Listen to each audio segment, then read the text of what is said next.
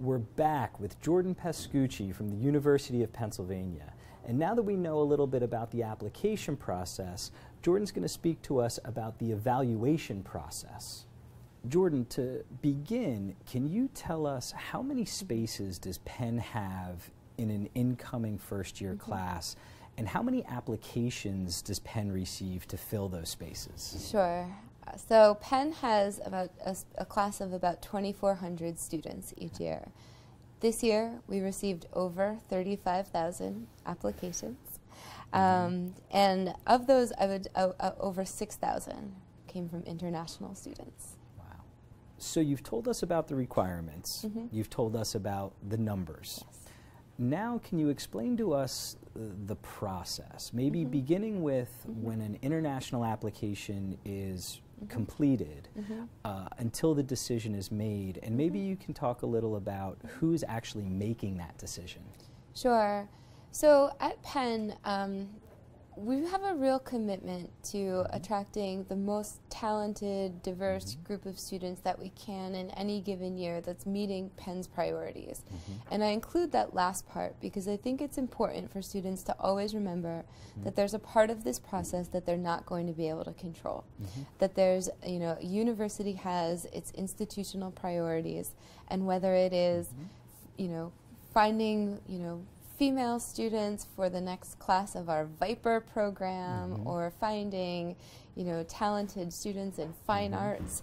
You never know what that's going to be. I use the silly example sometimes that let's pretend that all of the flute players graduated from the Penn Band this year. We would be on the lookout for talented flute players who wanted to join the Penn Band. And if you don't play the flute, there's not much that you can do about it at this point. So it's usually never that specific, but it's that same concept of the final piece to this, which leads to the unpredictability of selective admissions, is that it's not just about what a student presents, but it's also about what Penn is looking for at that moment. And so what we're doing is we're trying to take the number of spaces we have, the number of applications we received, and put together the best possible combination of a class for Penn at that moment. So in selective admissions, while yes, each decision is individual, it's really the collective class that we always have to keep in mind.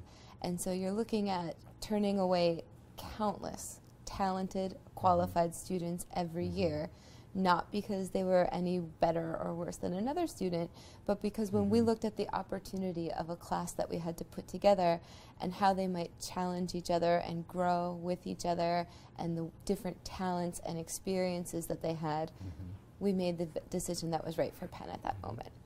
And so I'd like to remind students that, of the over 35,000 applications we'll receive, upwards of 85% of those students tend to be academically qualified. And so this process comes down to so many other things.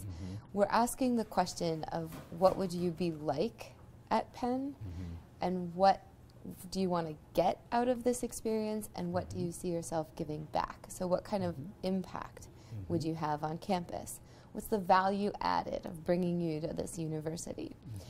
We get to those questions, though, obviously, after we first ask the question of, would we be setting you up to succeed academically?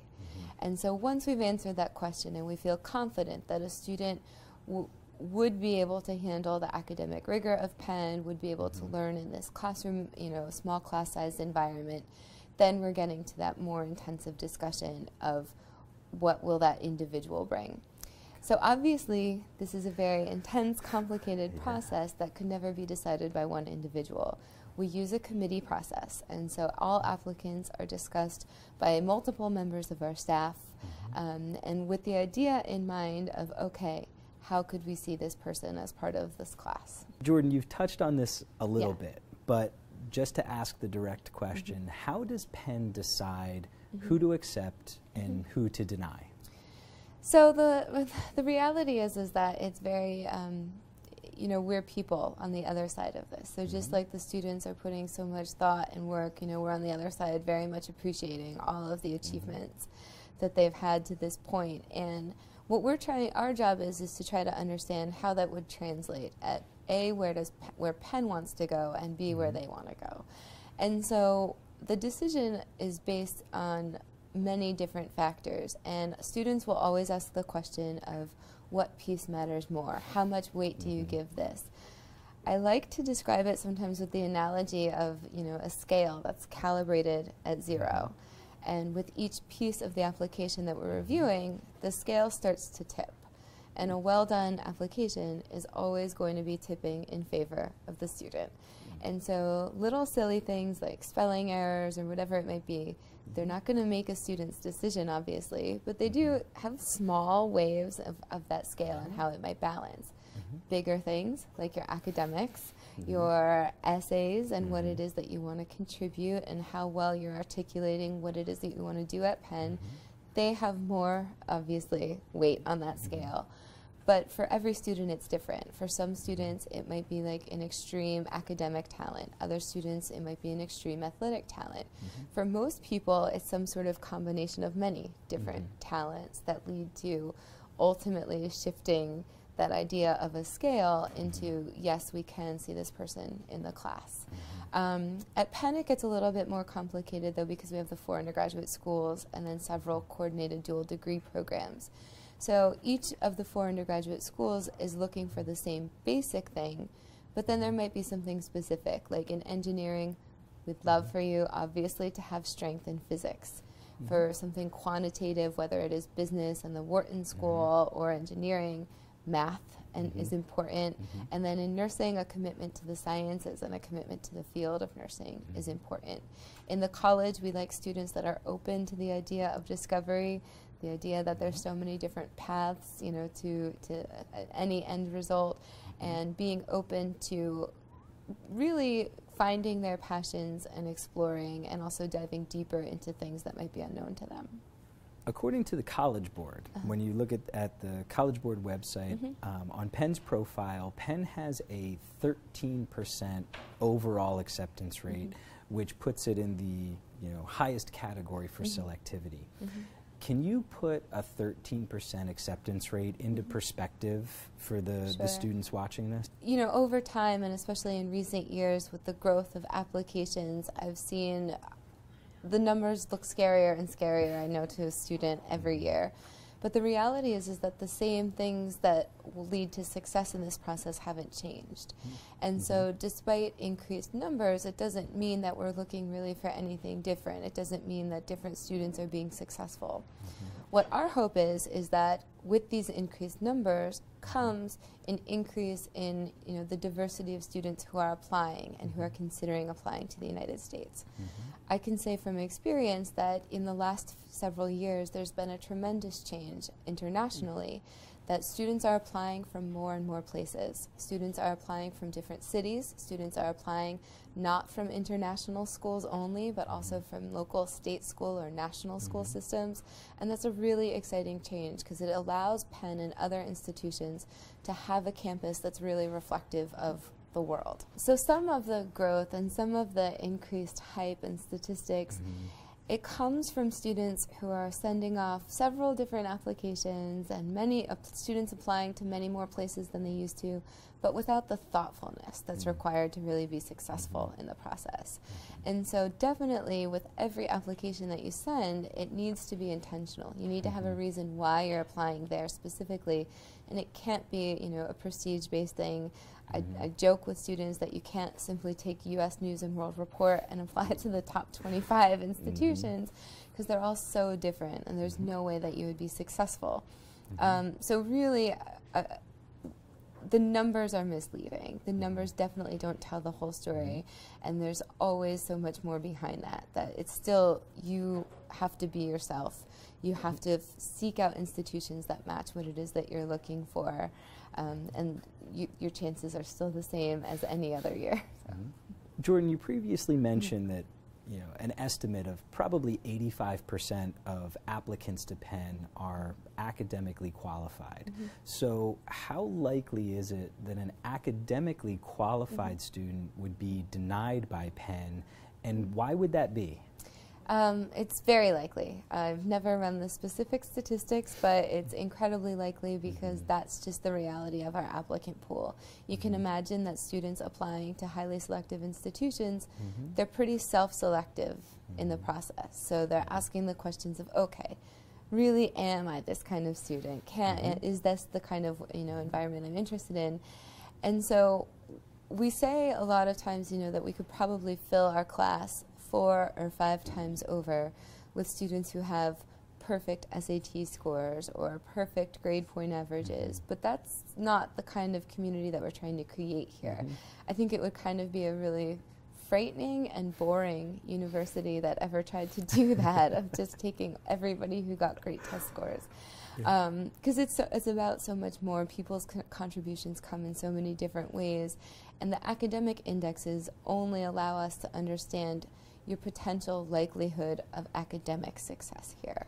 It doesn't help us understand innovations that you might find in a research or in a laboratory, or achievements that you might have in a music, a sport, a fine arts program, in Kelly Writer's House, whatever it might be that you get involved with. And so that's why it's frustrating, I think, for students, is because it's easy to focus on the quantitative piece because that's measurable, but it's only one small part of this bigger process. Jordan, an idea that you've alluded to is the sense of fit or match between university and student. So in the evaluation process, how much does Penn emphasize fit, and how can you tell who might be a good fit and who might not be a good fit? Yeah. The question of fit comes up a lot, and you hear it overused, in my opinion, and it's tough because it's a little bit more complicated than the idea of just trying to, this sense of fit.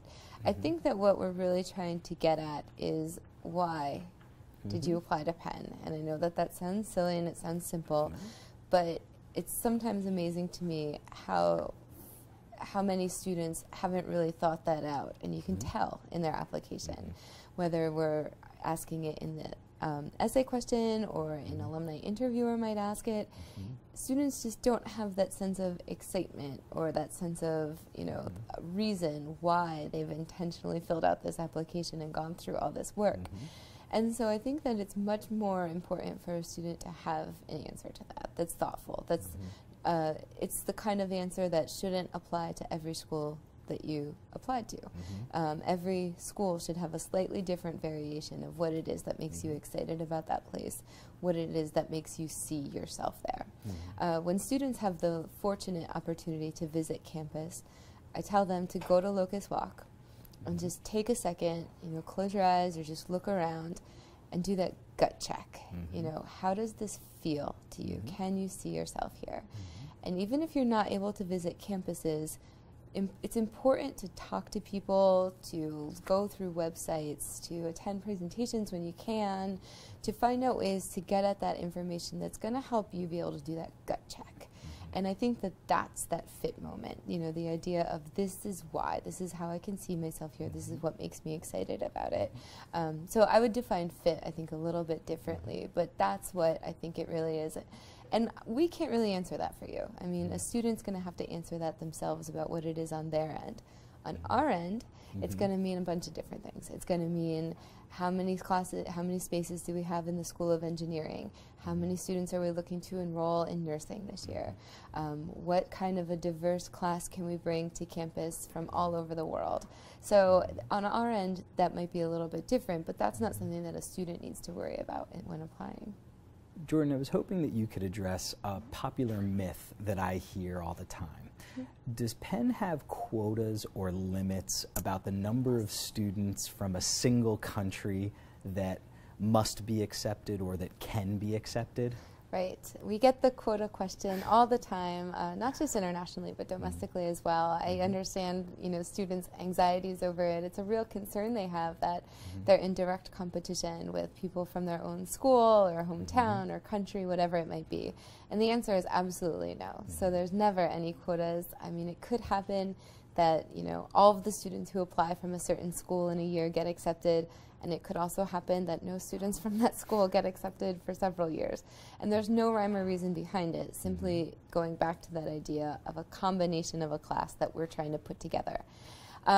What I would say is Penn has a commitment to bringing a diverse international class. And so when you look at Penn's numbers, because we have about 10,000 undergraduates, last year the incoming freshman class was about 14% international.